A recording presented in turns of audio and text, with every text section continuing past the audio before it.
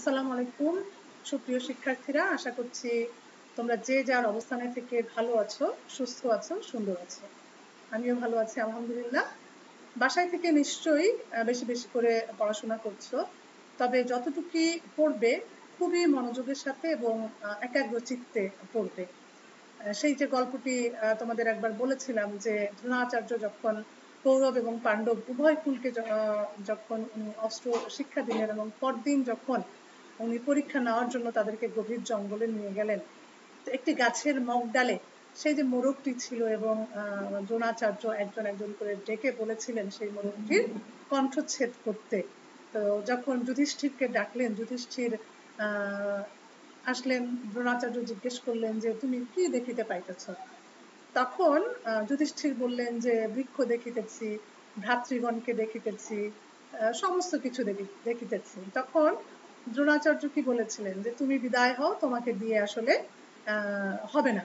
এরপরে একে একে উনি প্রত্যেকেই ডাকলেন এবং জিজ্ঞেস করলেন যে কি দেখিতে পাইতেছ? সবাই বলল যে আশেপাশে তারা আসলে সবই দেখতে পাচ্ছে। তখন উনি বুঝলেন যে তাদেরকে দিয়ে হবে না। অবশেষে উনি অর্জুনকে ডেকেছিলেন এবং অর্জুন এসে অর্জুন যখন তাকে যখন বললেন যে তুমি কি দেখিতে পাইতেছো, তখন কিন্তু অর্জুন বলেছিল যে সমগ্র বিশ্ব ব্রহ্মাণ্ডে কেবল একটি মাত্র মোরগ দেখিতেছি। তখন দ্রোণাচার্য খুব উৎসাহিত হলেন এবং বললেন যে আর কি দেখিতে পাইতেছ? তখন অর্জুন বলেছিল যে একটি মাত্র মোরগ দেখিতেছে এবং তার একটি কণ্ঠ দেখিতে পাইতেছে। তখন উনি বললেন যে স্বর নিক্ষেপ করে।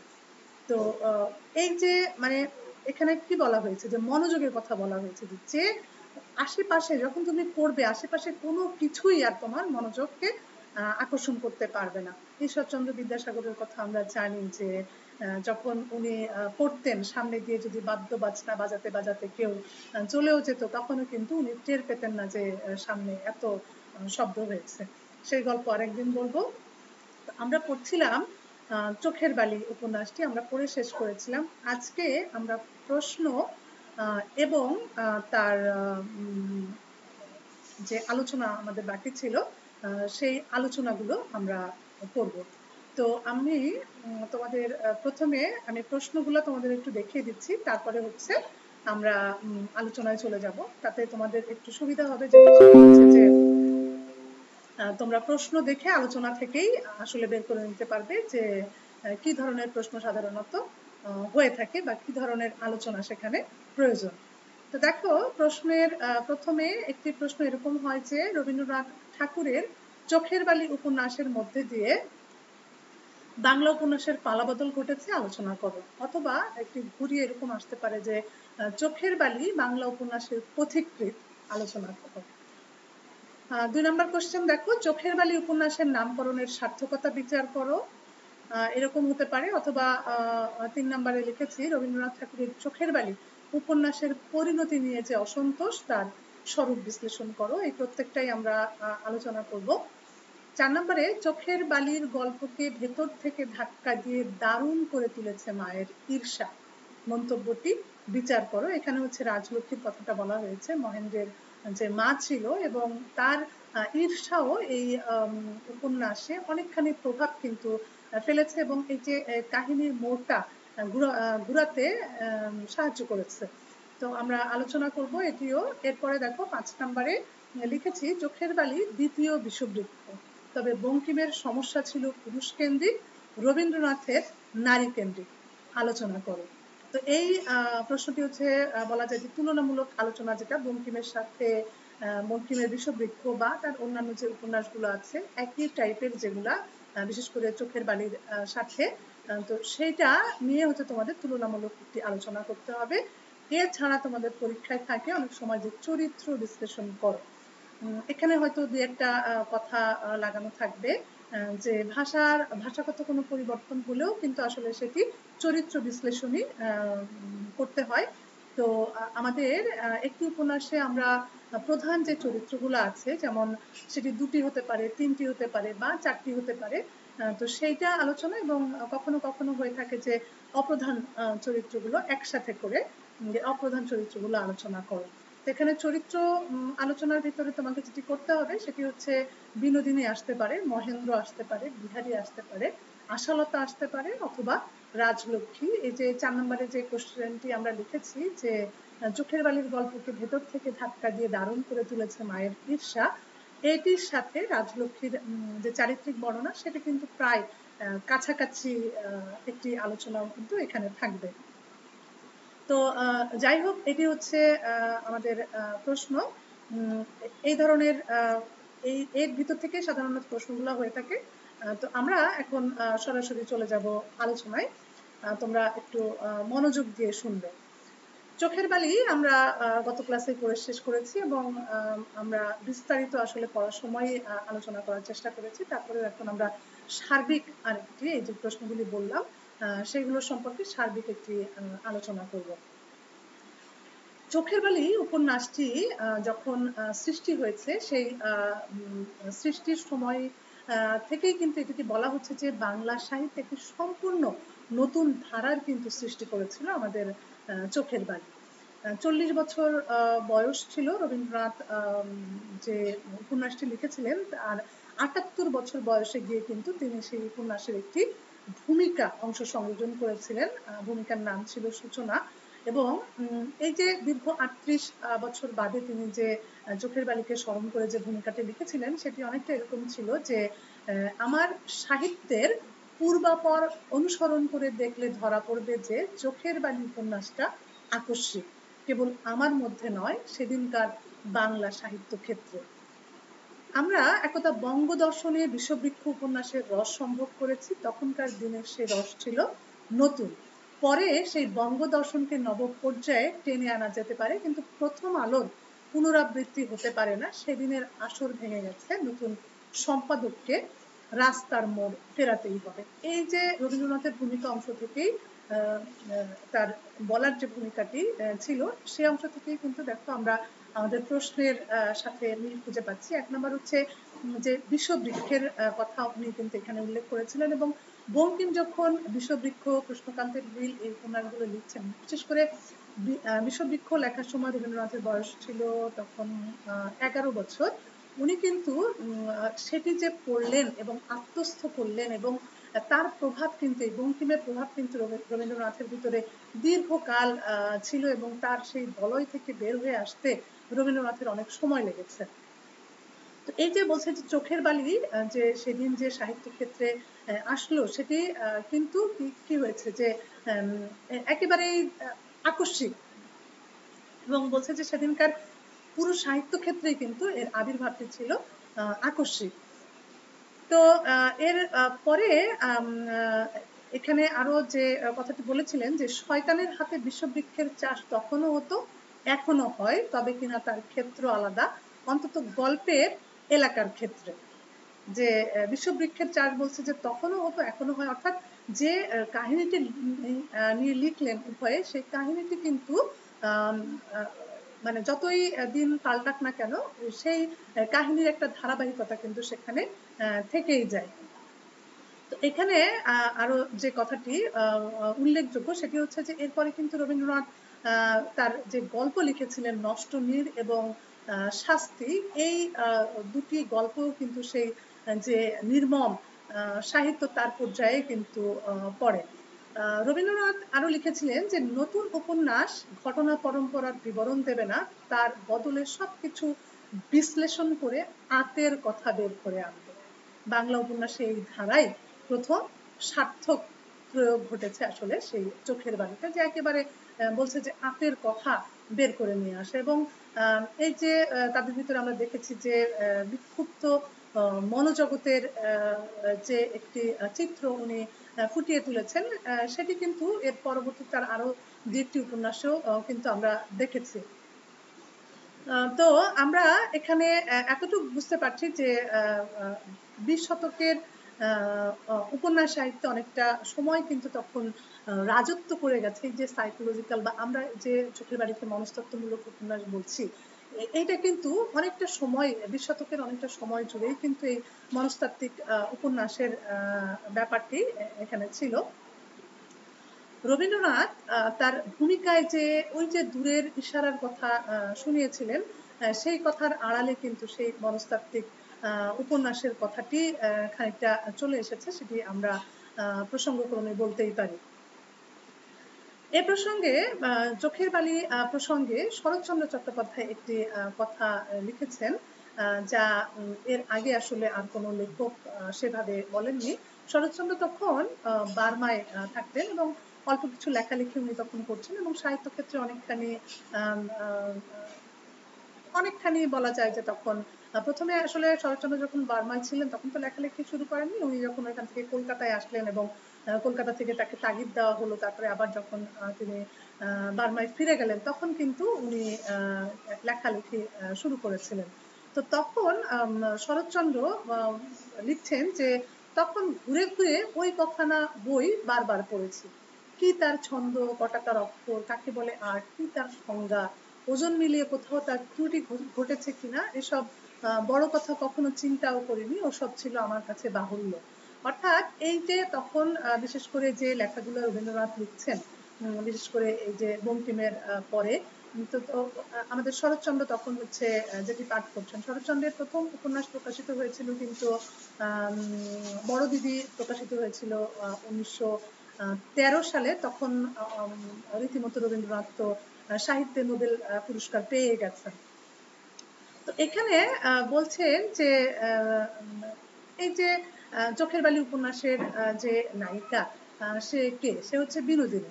এবং দেখা যাচ্ছে যে একেবারে উপন্যাসের শুরুতেই আমরা পেয়েছি যে বিয়ের অল্প কিছুদিনের মধ্যেই কিন্তু আমাদের এই বিনোদিনী কি হয়েছে, বিধবা হয়ে গেছে এবং রীতিমতো সে মেমের কাছে থেকে পড়াশোনা করেছে। সে একই সাথে বুদ্ধিমতী, তার যে রূপ, যে যৌবন এবং একই সাথে তার কিন্তু স্বভাবের ভিতরে একটা জিনিস আমরা দেখেছি যে প্রভুত্ব করার একটা শক্তি কিন্তু তার ভিতরে ছিল, যার কারণে যখন সে বিনোদিনী যখন ঘটনাচক্রে রাজলক্ষ্মীর সাথে এই মহেন্দ্রদের বাড়িতে আসলো তখন কিন্তু খুব সহজেই সে সবার উপর একটা কর্তৃত্ব ফলানোর চেষ্টা করেছে এবং আশার সাথে যখন তার সাক্ষাৎ হয়েছে এবং তার জবানিতেই আমরা দেখেছি যে কেমন জানি খুব সহজেই ভাড়ার ঘর মানে রান্নাঘর যেটি তার যে কর্তৃত্ব সে নিয়ে নিল এবং সবাইকে যে আদেশ করছে বা কাজ করাচ্ছে, একটা সাবলীলতা কিন্তু তার ভিতরে ছিল এবং রাজলক্ষ্মীর পুরো সেবার ভারটি সে এক মুহূর্তে নিয়ে নিল এবং পরবর্তী পর্যায়ে আমরা মহেন্দ্রের সাথে তার আচরণেও সেই কর্তৃত্বের অংশটা কিন্তু দেখেছি। তো এখানে আমরা দেখেছি যে এই যে আশ্রিতা বিনোদিনী, সে কিন্তু একটা সময় কি হয়ে গেল, ধীরে ধীরে দুর্নিবার হয়ে উঠলো এবং তার যে আকর্ষণ, সেই আকর্ষণেই কিন্তু মহেন্দ্র তার যে দাম্পত্য জীবন নবপরিণয় ছিল তার, সেটি কিন্তু রীতিমতো একেবারে ধ্বংস হয়ে গেল এবং এমনকি যে বিহারীও কিন্তু সেই ত্রিকোণ যে একটা প্রেম, সেই প্রেমের ভিতরে জড়িয়ে পড়েছিল এবং রাজলক্ষ্মীর যে বিধবা যা অন্নপূর্ণা, তারও কিন্তু একটা কঠিন ভূমিকা এখানে ছিল এবং তার চাইতেও বড় ভূমিকা ছিল আমাদের রাজলক্ষ্মীর, কারণ যেহেতু হচ্ছে মহেন্দ্র তার একমাত্র সন্তান এবং রীতিমতো কি বলা যায় একেবারে চোখের মনি এবং মহেন্দ্র ছিল একেবারে মায়েরই ছেলে, অতি মাত্রায় সে মাতৃ নির্ভর ছিল এবং লেখক কিন্তু বর্ণনা দিয়েছিলেন যে মহেন্দ্র একেবারে যে ক্যাঙ্গারু শাবকের মতো যে একটা থলির ভিতরে বসে থাকে, তো মহেন্দ্রের চরিত্রটা খানিকটা আমরা কিন্তু সেরকমই দেখেছি। তো সেই বলয় থেকে, মায়ের বলয় থেকে সে বেরিয়ে চলে আসলো একমাত্র এই বিনোদিনীর কারণেই কিন্তু।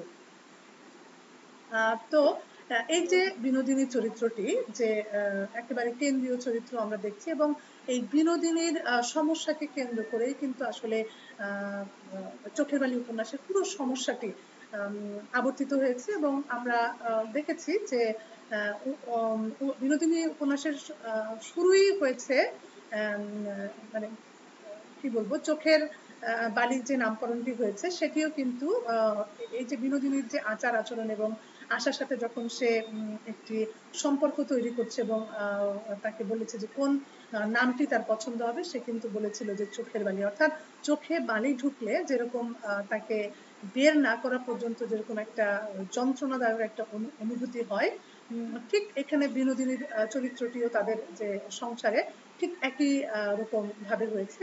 অপরদিকে যদি বিনোদিনীর চোখের বালি আমরা দেখি, তাও কিন্তু প্রথমেই যখন সে ঢুকে দেখেছে যে এই যে মহেন্দ্রর আশালতার যে শয্যা সেখানে ছিল, সেই শয্যাটি তো আসলে তারই হতে পারত। তো এটাও কিন্তু দেখা গেল যে আশা তখন তার একেবারেই কি হচ্ছে, চোখের বালি হয়ে গেছে। তো আমরা বিনোদিনীকে শুরু থেকে কিন্তু দেখেছি যে একেবারে যদিও সে দরিদ্র ঘরের মেয়ে, তারপরেও সে একেবারে আধুনিক শিক্ষায় শিক্ষিত, সে ইংরেজিতে চিঠি লিখতে পারে এবং তার খুবই রুচি সম্পন্ন এবং গৃহসজ্জা যখন আমরা দেখেছি সেটিও কিন্তু অনেক চমৎকারভাবে সে করতে পারে, সেটিও আমরা দেখেছি। এবং প্রত্যেকের আকর্ষণের কেন্দ্রবিন্দুই ছিল কিন্তু আমাদের এই বিনোদিনী, এবং তাকে সহজেই কিন্তু সে অপরকে আকৃষ্ট করতে পেরেছে তার দিকে।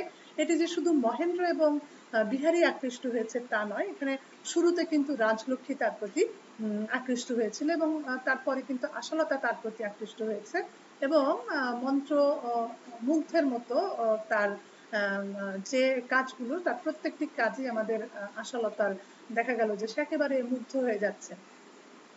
কিন্তু এই যে বিনোদিনী, এই বিনোদিনীর পরিণতি কি হলো? তোমাদের বঙ্কিমচন্দ্র চট্টোপাধ্যায়ের রোহিণী চরিত্রটির কথা নিশ্চয়ই মনে আছে। রোহিণীকে কিন্তু বঙ্কিমচন্দ্র চট্টোপাধ্যায় শেষ পর্যন্ত বাঁচাননি, বাঁচিয়ে রাখেননি। কারণ হচ্ছে রোহিণী কি করেছিল, সে গোবিন্দলালকে ভালোবেসেছিল এবং একটা সময় গোবিন্দলালের সাথে সে যখন পালিয়ে গেল, তো সেইখানে সেই যে অপরাধ, সেই অপরাধ করা সত্ত্বেও কিন্তু কি করেছে, বঙ্কিম কিন্তু তাকে গুলি করে হত্যা করেছিলেন। তো এখানে রবীন্দ্রনাথের এই যে বিনোদিনী, সেও তো ঠিক একই ধরনের অপরাধ আসলে করেছে, কিন্তু রবীন্দ্রনাথ কিন্তু তাকে মৃত্যুদণ্ড দেননি, বিনোদিনীকে মৃত্যুদণ্ড দেননি, কিন্তু যে শাস্তিটা তাকে শোনানো হয়েছে, বিশেষ করে সমাজের রীতিনীতি উপেক্ষা করে বিধবা বিনোদিনী যখন অন্যায়ভাবে তার ব্যক্তিগত চাওয়া পাওয়াকে বড় করে দেখেছে এবং শেষাবধি কি হয়েছে, তাকে সন্ন্যাসব্রত গ্রহণ করতে হয়েছে। অর্থাৎ রবীন্দ্রনাথ তাকে কিন্তু সেই যে সাদা শাড়ি জড়িয়ে তাকে কিন্তু একেবারে কোথায় পাঠিয়ে দিয়েছেন, ধর্মকর্ম করার জন্য কাশিতে পাঠিয়ে দিয়েছেন। অথচ এখানে মহেন্দ্র বিনোদিনীর যে প্রণয় ছিল, সেটি যখন ঠিক আছে একটু বিচ্ছেদের পর্যায়ে যখন চলে গেছে, তখন কিন্তু আমরা বিহারীর সাথে তার একটা বিয়ের প্রস্তাব কিন্তু বিহারী কিন্তু দিয়েছিল, কিন্তু তখন কিন্তু বিনোদিনী কি করেছে, সে কিন্তু বলেছে যে কি ছিল সেখানে, যে ভুল করিও না, আমাকে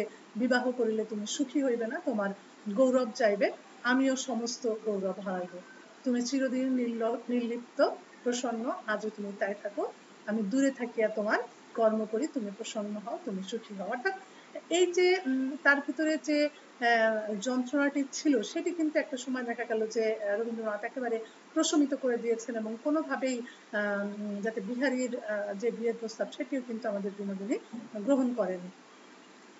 অথচ এটার এই যে সংলাপটির আগে যদি আমরা একটু দৃষ্টিপাত করি, তাহলে দেখব যে একটা সময় কিন্তু আমাদের বিনোদিনী বিহারীর কাছে আশ্রয় প্রার্থনা করেছিল এবং তার রাতের বেলায় কিন্তু তার ঘরে গিয়েছিল এবং তার সেই যে জীবন তৃষ্ণা, সেই তৃষ্ণার কথা কিন্তু সে তাকে জানিয়েছিল, কিন্তু জানানোর পরেও সেখানে কিন্তু বিহারী একেবারে পাথরের দেবতার মতো হয়ে যে আচরণ করেছিল, সেটি কিন্তু সে তখন তাকে গ্রহণ করেনি।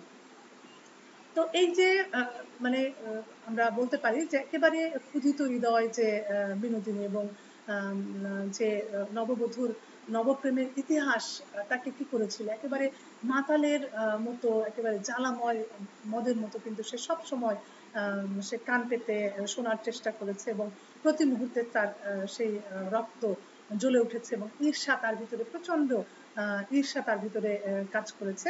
বিশেষ করে যে এই যে একটি জায়গায় কিন্তু রোহিণীর সাথে বিনোদিনীর তোমরা মিল খুঁজে পাবে, সেটি হচ্ছে যে বিনোদিনীর মনে যে এই যে নারীত্বের যে ঈর্ষা জেগে উঠেছিল এবং ঠিক রোহিণীর মনেও কিন্তু ঠিক এরকমই একটি ঈর্ষা জেগেছিল। রোহিণী কিন্তু বারবার বলেছিল যে কিসের জন্য আমি এই বৈধব্য ভোগ করব, কেন অন্যের সবকিছু আছে, সমস্তই আছে, আমার কোনো কিছু নেই, আমি কি পাপ করেছি, আমি কি দোষ করেছি। তো এখানে কিন্তু আমরা বিনোদিনীর ভিতরেও কিন্তু সেটি দেখতে পেয়েছি, একেবারে শুরু থেকেই শেষ পর্যন্ত, মানে একেবারে কাশিতে যাওয়ার সিদ্ধান্ত হওয়ার আগ পর্যন্তই কিন্তু তার ভিতরে সেই যে ঈর্ষার ব্যাপারটি কিন্তু তার ভিতরে ছিল। এবং প্রথম ঈর্ষাটি আমরা দেখেছিলাম যে যখন সে রাজলক্ষ্মীর সাথে মহেন্দ্রের বাড়িতে এসেছিল, তখন মহেন্দ্র যে তার দিকে একবারে ফিরেও তাকায়নি, বা কোনো বলছে যে কোনো ছুতায়ও যে সে রাজলক্ষ্মীর ঘরে ঢোকেনি যে বিনোদিনীকে দেখার জন্য। তো বলছে যে আমি কি জড় পদার্থ, আমি কি মানুষ না, আমি কি স্ত্রীলোক নই। এই যে প্রথম তার ভিতরে আমরা ঈর্ষার মনোভাব কিন্তু দেখতে পেয়েছি। এরপরে এর পরে কিন্তু এই যে আশালতার প্রতি সে প্রচন্ড ঈর্ষান্বিত ছিল, এবং এই ঈর্ষাটির ঈর্ষাপরায়ণ তার যে মনোবৃত্তি, এর ভিতরে কিন্তু এই যে সমাজের প্রচলিত বিধবার জন্য তার যে নিয়ম কানুন ছিল, সেগুলা কিন্তু সে আসলে অস্বীকার করার একটা ইঙ্গিত কিন্তু এখানে তার চরিত্রের ভিতর দিয়ে আমরা দেখতে পেয়েছি। এছাড়া আমরা আরো যেটি খেয়াল করি সেটি হচ্ছে বিনোদিনীর এই যে প্রণয় বঞ্চিত যে হৃদয়, সেটির বর্ণনা কিন্তু রবীন্দ্রনাথ খুব চমৎকার ভাবে দিয়েছেন। এখানে একটি এরকম ছিল যে বিনোদিনীর বিরোহিনী কল্পনাকে যে বেদনায় জাগরূক করিয়া রাখিত, তাহার মধ্যে উগ্র উত্তেজনা ছিল।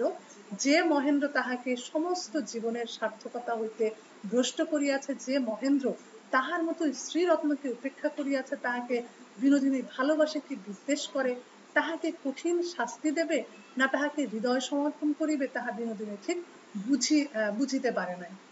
একটা জ্বালা মহেন্দ্র তাহার অন্তরে জ্বালাইয়াছে, তাহা হিংসার না প্রেমের না দুয়েরই মিশ্রণ বিনোদিনী তাহা ভাবিয়া পায় না। মনে মনে তীব্র হাসি হাসিয়া বলে, কোনো নারীর কি আমার মতো এমন দশা হইয়াছে, আমি মরিতে চাই কি মারিতে চাই তাহা বুঝিতেই পারিলাম না। এই যে কথাটি, যে প্রচন্ড ঈর্ষাকাতর হয়েছে বলেই কিন্তু আসলে তার মনের ভিতরে এই মনোভাবটা, যে কি করতে চাই সে দ্বিধান্বিত, সে আসলে সেটি বুঝতেই পারছে না যে সে আসলে কি করতে চায়। তো এরপরে আমরা দেখেছি যে এই যে যে প্রশ্নটি বললাম যে মায়ের ঈর্ষা, এখানে কিন্তু এই বিনোদিনীর এই পরিমাণ ঈর্ষান্বিত হওয়ার পেছনে মায়ের ঈর্ষাটাও কিন্তু একটি বড় ভূমিকা পালন করেছে। ভূমিকাটি ছিল এরকম যে রাজলক্ষ্মী যখন প্রথম তার ছেলে তার গণ্ডি থেকে বেরিয়ে গেল, আশালতাকে বিয়ে করলো, বিয়ে করে নিয়ে আসলো, এবং যখন সে নব পরিণয়ের সেই প্রথম ধাক্কাটা আসলে সামলে উঠতে পারছে না, সারাক্ষণে স্ত্রীর সাথেই সে আছে, তখন কিন্তু রাজলক্ষ্মীর ভিতরে প্রথম একটি ঈর্ষা আমরা দেখেছি, এবং আশালতার প্রতি যেটি যে মহেন্দ্রকে সে একেবারেই দখল করে নিয়েছে, অনেকটা এরকম। তো এই ঈর্ষা থেকেই কিন্তু আমাদের বিনোদিনীর কে আনা, এবং বিনোদিনীকে কিন্তু রাজলক্ষ্মী খুব সূক্ষ্মভাবে হলেও চেতনে বা অবচেতনে সে কিন্তু এই যে মহেন্দ্রের দিকে বিনোদিনীকে ঠেলে দেওয়ার যে একটি চেষ্টা, সেটি কিন্তু আমরা লক্ষ্য করেছি, কারণ সে তার নিজের বৌমাকে বাদ দিয়ে সে কিন্তু বিনোদিনীকে সেখানে প্রশ্রয় দিয়েছে বেশি। তো এইখানে কিন্তু সেই সূচনা অংশ থেকে আমরা এই যে বিনোদিনীর ঈর্ষার কথা, এই জন্য রবীন্দ্রনাথ শুরু থেকে স্বীকার না করে তিনি একটি কেন্দ্রীয় ঈর্ষার কথা বলছেন, যেটি আসলে যে মায়ের ঈর্ষার ভিতরেই সেটি। তো এবং আমরা এটি কি বলতে পারি যে রবীন্দ্রনাথ যে চেয়েছিলেন মহেন্দ্রের মায়ের ঈর্ষাজনিত যে জটিলতা এবং ঘটনার আবর্তকে, কাহিনীকে এই যে দারুণ দারুণ একটা পর্যায়ে নিয়ে গেছে, সেটি আসলে এই রাজলক্ষ্মীর ঈর্ষা এখানে সক্রিয় ভূমিকা কিন্তু পালন করেছে। তো আমরা এখানে বলতে পারি যে এই যে ঘটনা প্রবাহে এখানে বিনোদিনী এতটাই সক্রিয় এবং স্বাধীন হয়ে উঠেছে যে যার উপর পরিণামে তার স্রষ্টা রবীন্দ্রনাথেরও কোনো নিয়ন্ত্রণ ছিল না বললেই চলে। ফলে মায়ের ঈর্ষার চেয়ে বিনোদিনীর ঈর্ষা উপন্যাসের ঘটনা প্রবাহকে বেশি প্রভাবিত করেছে। গল্পের ঘটনায় আমরা বলতে পারি যে বিনোদিনীর যে ঈর্ষা, এটি যে মারাত্মক হয়ে ওঠার পেছনে রবীন্দ্রনাথ রবীন্দ্রনাথ আসলে কাহিনীটাকে কিভাবে সজ্জিত করেছেন। ওই যে প্রথম একটি লাইন আমরা বলেছি যে আমি কি স্ত্রীলোক নই, এই যে কথাটি বলল যে আমি কি স্ত্রীলোক নই, এখানেই কিন্তু তার মনের গভীরের যে একটি চাওয়া ছিল সেটি কিন্তু এখানে প্রকাশিত হয়েছে। বিনোদিনী কোনোভাবেই কিন্তু তার নারী অস্তিত্বের যে সংসার জ্ঞানহীনা আসার যে বিজয় সেটি কিন্তু সে সহ্য করতে চায়নি। কারণ সেকালে পুরুষ সমাজ একজন নারীর মধ্যে যেসব সংসার জ্ঞান কামনা করতো তার সবই কিন্তু বিনোদিনীর ভিতরে ছিল। তাহলে কেন সে সুখ বঞ্চিত হলো? অর্থাৎ পুরুষ সঙ্গ লাভ করতে পারবে না, যদি আশালতার সেসব গুণ না থাকা সত্ত্বেও সে সংসার, স্বামী, দাম্পত্য সুখ লাভের অধিকারিণী হয়, তাহলে এই যে আশার চেয়ে বিনোদিনী তো আরো মনে করছে যে আমি অধিকতর যোগ্য। আর আশা তো একটি ননির পুতুল, তাহলে কেন সেই সৌভাগ্যশালী হবে আর আমি ভাগ্যহীনা হব? এবং এই যে অন্তর্জ্বালা এবং এই যে প্রথাগত পুরুষশাসিত সমাজের যে পুরুষকে পরখ করতে দেখতে চেয়েছে যে নারী, যে বিনোদিনী, সেটি কিন্তু তার যে কদরটি তাদের কাছে কতখানি আছে সেটি কিন্তু সে বারবার চেষ্টা করেছে পরীক্ষা করার, কিন্তু সেখানে দেখেছে যে প্রতি মুহূর্তেই কিন্তু সে পরিত্যক্তই হয়েছে, যার কারণে তার ভিতরে এই যে চাওয়া পাওয়াগুলো সেগুলো আরো প্রবলতর হয়ে উঠেছে। তো এখানে এই যে বিনোদিনী যে তাদের সংসারটি একেবারে মানে ছাড়খাড় করে দিতে সমর্থ হয়েছে, সেটির পেছনে আসলে এই যে বিহারীর যে প্রেম প্রত্যাখ্যান সেটিও কিন্তু অনেকখানি দায়ী ছিল, এই কারণে যে বিহারী কিন্তু একেবারে শুরু থেকেই আশালতার প্রতি খানিকটা তার কি ছিল, ওই যে প্রথম তার জন্য মেয়ে দেখতে গিয়েছিল এবং তাকে দেখেই যে ভালো লেগেছিল সেই ভালো লাগাটা কিন্তু বিহারীর ভিতরে ছিল। এবং এই যে আশালতার প্রতি বিহারীর যে ভালো লাগাটা সেটি কিন্তু বিনোদিনী খুব ভালো করেই বুঝতে পেরেছিল।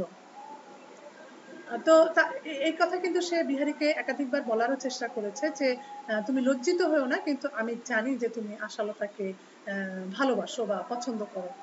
তো একটা সময় কিন্তু এত কিছু ঘটনার পরেও আমাদের বিনোদিনী আমাদের বিহারীর কাছে তার প্রেম নিবেদন করেছে। আমরা তার সংলাপের ভিতরে পাই, সে বলেছিল যে ওইটুকু দুর্বলতা রাখো ঠাকুর, একেবারে পাথরের দেবতার মতো পবিত্র হয়েও না, মন্দকে ভালোবাসে একটুখানি মন্দ হও। অর্থাৎ আমি তো মন্দ, আমাকে না হয় একটু ভালোবেসে তুমি মন্দই হলে, কিন্তু এই যে পাথরের দেবতার মতো মূর্তি হয়ে তুমি যে বসে আছো সেটি আমি আসলে সহ্য করতে পারছি না।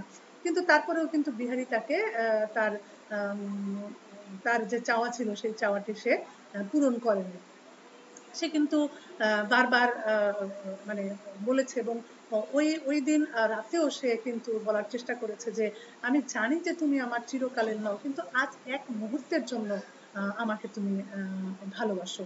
এবং তারপরে বলেছে যে আমি বনে জঙ্গলে চলে যাব, কারো কাছে কিছু চাইবো না, কিন্তু মরণ পর্যন্ত মনে রাখার মতো আমাকে একটা কিছু দাও। এই যে জীবনবাদী একটা নারী, একজন নারী, এবং তার যে চাওয়াটি সেটি কিন্তু একেবারে স্পষ্ট যে ঠিক আছে একবারের জন্যই না হয় তুমি আমাকে গ্রহণ করো। এবং ওই যে আমরা বিনোদিনীর ভিতরেও কিন্তু যে জীবন তৃষ্ণা দেখেছিলাম, একেবারে মৃত্যুর মুখে দাঁড়িয়েও কিন্তু সে কি বলেছিল যে আমার নবীন বয়স, আমাকে মেরো না, তুমি না রাখতে চাও আমাকে রেখো না, গোবিন্দলালকে বলছিল, কিন্তু অন্য কোথাও আমি গিয়ে তারপরে আমি মরতে চাই না, কেন মরবো, আমি বেঁচে থাকতে চাই। এই যে জীবনের প্রতি যে একজন বিধবা নারীর যে তৃষ্ণা, এখানে কিন্তু আমরা বিনোদিনীর ক্ষেত্রেও সেটি দেখছি, একেবারে জীবনবাদী, জীবনের প্রতি যে তৃষ্ণা, যে বলছে যে মরণ পর্যন্ত মনে রাখার মতো আমাকে একটা কিছু দাও, একটা দিনের জন্য হলেও তুমি আমাকে ভালোবাসো। কিন্তু তারপরেও সেখান থেকেও কিন্তু সে প্রত্যাখ্যাত হয়েছে। এবং এই যে তার উন্মুখ একটি চাওয়াকে একেবারে বিনোদিনী যে বিহারী যে পদাঘাত করলো, সেই তখনও কিন্তু তার ভিতরে সেই যে ঈর্ষা সেটি কিন্তু ইন্ধন এখানেই কিন্তু রচিত হয়ে গেল। যখন এখান থেকে বিহারীর কাছ থেকে যখন আমাদের বিনোদিনী সেই জঙ্গলে আবার গিয়ে তার বারাসতের বাড়িতে উঠেছে, তখন কিন্তু তার কাছে সেই একেবারে যে সেই দরিদ্র পরিবেশটা আরো বেশি তার কাছে দরিদ্র মনে হলো, এবং সেখানে সে এক মুহূর্ত থাকতে পারবে এরকম তার মনে হলো না, এবং তখন কিন্তু তার ভিতরে সেই ঈর্ষাটি আবার জেগে উঠেছে যে কেন আমি বিহারীর কথা শুনবো, এবং সে তো আমার কথা শোনে না, একটা চিঠি পর্যন্ত সে আমাকে পাঠালো না, তাহলে কেন আমি তার কথাই শুনে এখানে আমরা বসে থাকবো।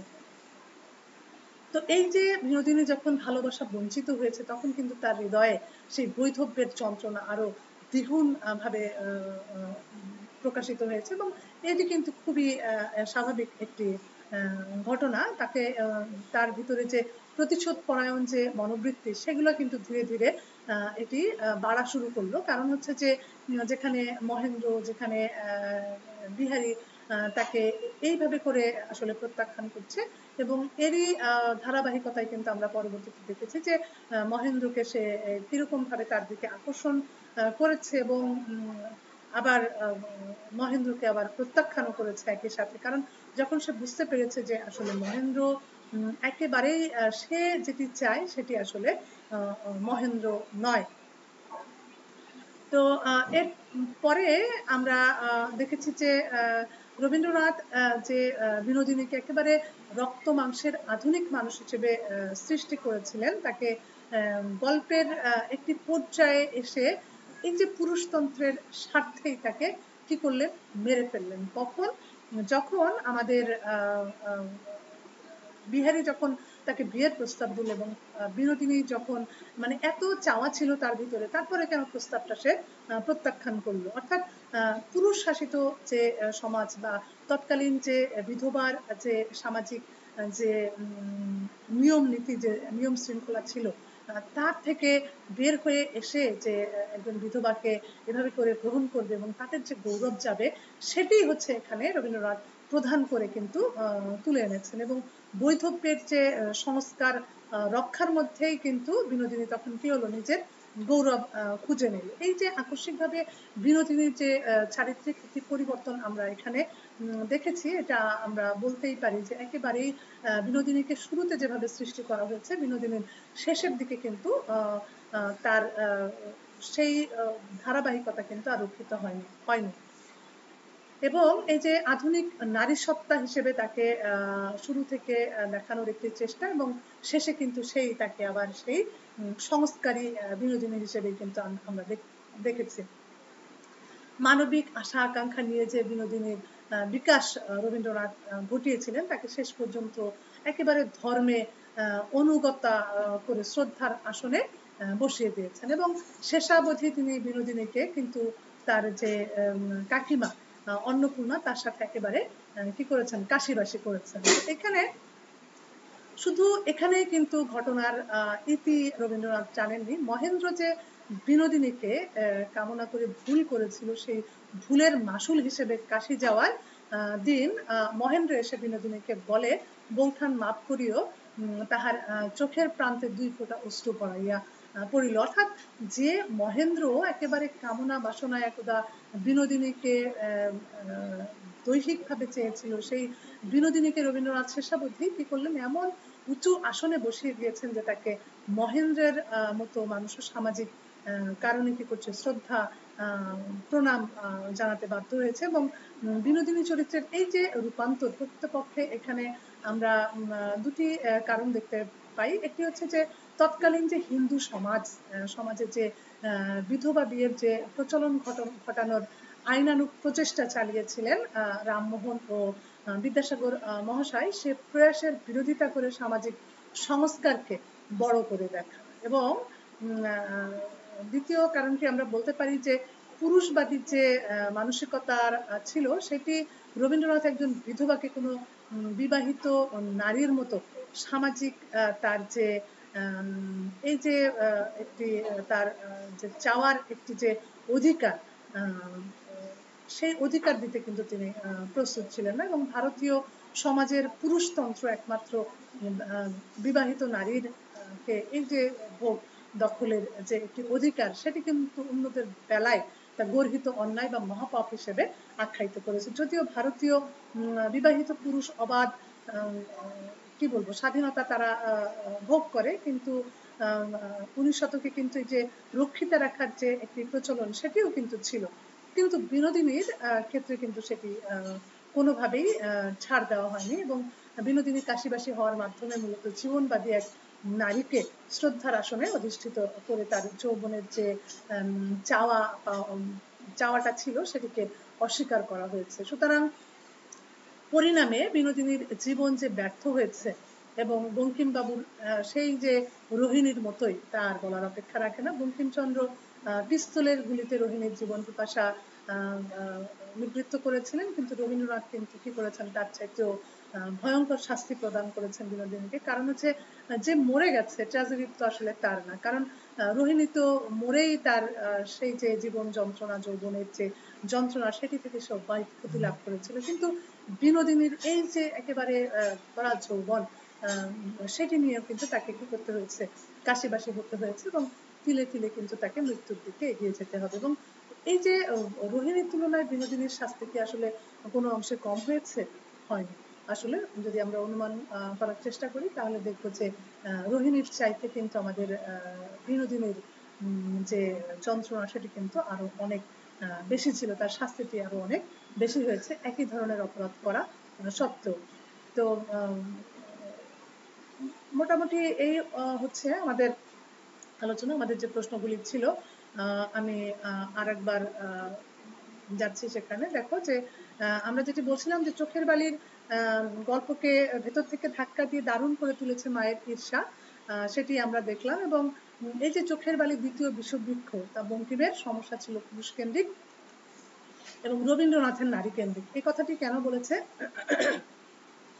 কারণ হচ্ছে রবীন্দ্রনাথ তো বিনোদিনী চরিত্রকে সৃষ্টি করেছেন, আর আমরা যদি কৃষ্ণকান্তের উইলের কথা ধরি সেখানে আমরা দেখব যে কৃষ্ণকান্তের উইলে কিন্তু আমাদের কৃষ্ণকান্তের উইলে গোবিন্দলাল কিন্তু আমাদের রোহিণীর রূপজ মোহে অনেকখানি কি হয়েছিল, একেবারে তৃষ্ণার্ত ছিল এবং যার কারণে সে কিন্তু ভ্রমরকে বাদ দিয়ে সে কিন্তু রোহিণীর প্রেমে একেবারে মশগুল হয়ে গিয়েছিল। তো এখানে কিন্তু সমস্যাটা ছিল যে পুরুষ কেন্দ্রিক এবং রবীন্দ্রনাথের কিন্তু সমস্যাটা কোথায় হলো, নারী কেন্দ্রিক, অর্থাৎ বিনোদিনীকে উনি সৃষ্টি করেছেন এবং সেখানে আর এছাড়া আমরা আরো যেটি আলোচনা করলাম যে এই যে রবীন্দ্রনাথ ঠাকুরের চোখের বালির পরিণতি নিয়ে উপন্যাসের যে অসন্তোষ ছিল, অসন্তোষটা কিরকম, সেটি হচ্ছে যে বিনোদিনীকে তো আমাদের বিহারী বিয়েই করতে চেয়েছিল,